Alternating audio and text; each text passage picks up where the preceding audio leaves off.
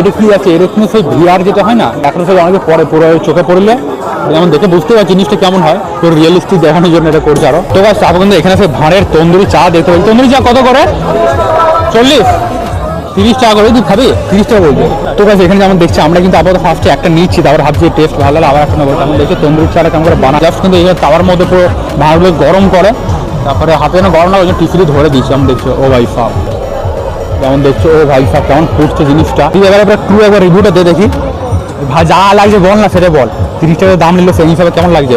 একটু ভালো। আমি মেরা ভাই 10 টাকা 20 টাকা ছাড়া 10 মালাই মালাই দিয়ে আবার 10 টাকা তো মালাই দেখতে কিন্তু দেখতে আমার নর্মাল লাগছে, যা শুধু বানানোর প্রসেসটা কিন্তু দেখতে ভালো। তারপরে মেলার মধ্যে যেমন দেখছো জিনিসটা কিন্তু মেলার ভাইবের সাথে ম্যাচ হচ্ছে না, বাট তাও কিন্তু আসি আমরা দেখছি কালারিং একটা পাব টাইপের যেমন হয় না ওমনি লাগছে। আমি দেখছি কত বড় একটা রেস্টুরেন্ট দেখতে হচ্ছে রাজ রনিং কি নাম রে, ও রাজা রানিং নাম স্পেলিংটা ভুল দিচ্ছে, রাজরাং ও ও বজ্র আর ওটা আর মনে হচ্ছে ওইদিকে আমি মানে আর ওইদিকে বাংলাটা থেকে বুঝলাম বজরং রেস্টুরেন্ট। ও ভাই সাব গাইস এখন আমি অ্যাঙ্কারিংটা আমি করবো, বিশ্বের কাছ থেকে আমি নিয়ে নিয়েছি।